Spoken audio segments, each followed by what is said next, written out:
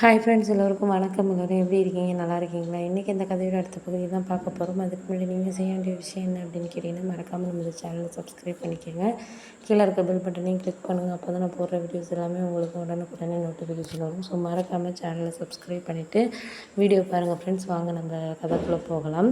நான் அண்ணங்கிட்ட சொன்னேன், இது மாதிரி நீங்கள் எனக்கு செய்கிறதுலாம் வேண்டாண்ணா. ஏன்னா அண்ணி எப்போதும் போல் என்கிட்ட பேசுகிறனாலேயே எனக்கு அந்தளவுக்கு ஒரு இது கிடையாது.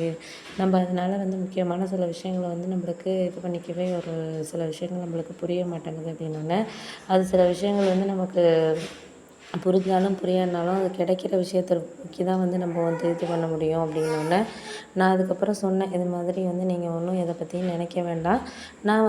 நான் வேலை பார்த்து நான் பார்த்துக்கிறேன் அப்படிங்கிற மாதிரி அண்ணிக்கிட்ட சொன்னேன்.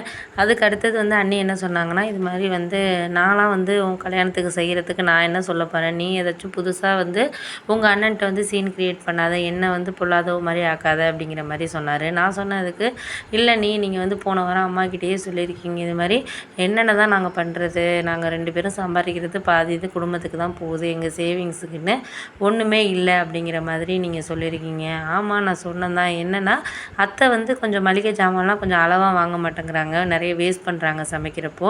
அது நாங்கள் 2 பேரும் நான் முன்னாடியே சொல்லிட்டேன். ஒரு 2 மாதத்துக்கு முன்னாடியே அவங்கக்கிட்ட நான் என்ன சொன்னேன்னா, கொஞ்சம் அளவாக வாங்குங்க, எல்லாத்துலேயும் ஒரு 1/2 கிலோ கம்மியாகவே வாங்குங்க. ஏன் அப்படின்னா, நம்மளுக்கு இருக்கிறது 4 பேர் தான், 3 பேர் 4 பேர் தானே இருக்கிறோம், அதுக்கேற்ற மாதிரி நீங்கள் வாங்குங்க அப்படின்னு சொல்லிட்டேன்.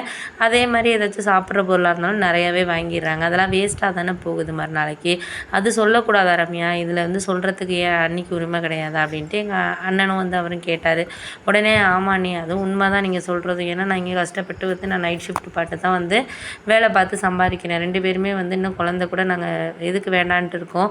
உனக்கு ஒரு நல்ல லைஃப் அமைச்சு கொடுக்கணும், ப்ளஸ் நம்ம வீடு கட்டியிருக்கோம், அந்த கடனை கொடுக்கணும். இவ்வளோ பிரச்சனைகள் இருக்கிறதுனால தானே நாங்கள் 3 வருஷமாக குழந்தைங்க வேண்டாங்கிற ஒரு சூழ்நிலையில் இருக்கிறோம். இருந்தால் எங்களுக்கு குழந்தைங்க பெற்றுக்க தெரியாதா? அப்படி இருக்கிறப்போ நாங்கள் ஏன் வேண்டான்ட்டு இருக்கிறோம், உனக்கு தெரியுதா தெரியல அப்படின்னோடனே, சாரிண்ணா, நான் அந்த மாதிரி அண்ணியை பேசியிருக்கக்கூடாது, நான் பண்ணது எல்லாமே தப்பு தான்.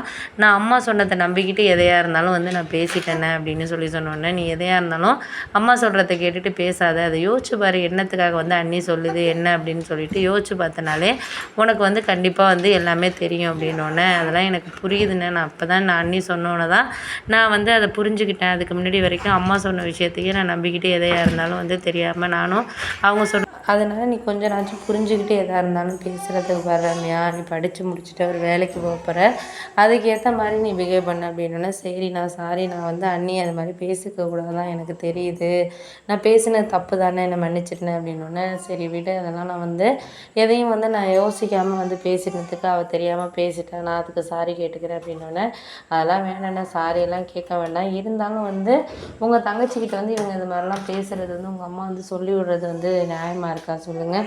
அவள் எதுவுமே சரியாமல் பேசினாலும் இவங்க தான் எடுத்து சொல்லணும். இது மாதிரி அண்ணி தான் நமக்காக தானே கஷ்டப்படுறா செய்கிறா அப்படின்னு சொல்லிட்டு இவங்க தானே சொல்லணும். ஆனால் இவங்களே அவங்கக்கிட்ட தெரியாத மாதிரி இதெல்லாம் சொல்லி விட்ருக்காங்க பாருங்களேன். அவங்க அம்மாவை என்ன தான் நான் சொல்கிறேன்னு தெரியல அப்படின்னோடனே, அதான் சொல்கிறேன், நம்ம அம்மாவுக்கு கூட சொல்லி புரிய வச்சிடலாம். ஆனால் எங்கள் அம்மாவை சொல்லி புரிய வைக்கிறதுங்கிறது சாமானிய விஷயமா சொல்லு அப்படின்னோடனே, ஆமாங்க அது உண்மை தான், அவங்கள நம்மளால் சொல்லி எதையுமே புரிய வைக்க முடியாது, அவங்களா பார்த்து எதுவுமே புரிஞ்சுக்கிற ஆள் கிடையாது அப்படின்னோடனே, சரி விடு, நீ அதெல்லாம் விடு, நம்ம வேலையை நம்ம பார்ப்போம், நீ நாளைக்கு நைட் ஷிஃப்ட்டாக உனக்கு எப்போ அப்படின்னோன்னா, ஆமாம் நைட் ஷிஃப்ட் தான் போட்டிருக்காங்க, ஒரு 1 வீக்கு நைட் ஷிஃப்ட்டு தான், அதை வச்சு தான் நான் இது பண்ணிக்கிட்டு இருக்கேங்க, இன்க்ரிமெண்ட் அப்போ தான் இது பண்ணுவாங்க, இல்லைன்னா இன்க்ரிமெண்ட் கொடுக்க மாட்டேன் அப்படிங்கிற மாதிரி சொல்கிறாங்கன்னொன்னே, சரி விடு, அப்படின்னா நம்ம இன்க்ரிமெண்ட்டுக்கு நம்ம பார்த்துக்கலாம், எதையும் ஒன்றும் இது பண்ணிக்காத, அதுக்காக போட்டு ரொம்ப நேரமும் வேலை பார்த்துக்கிட்டோம் நீ கடந்துக்கிட்டு இருக்காத, எது உன்னால் முடியுதோ உடம்பை நீ பார்த்துக்கிட்டு இது பண்ணிக்க அப்படின்னோடனே, சரி சரி அதெல்லாம் நான் பார்த்துக்கிறேன், நீங்கள் அதெல்லாம் பற்றி ஒன்றும் கவலைப்படாதீங்க,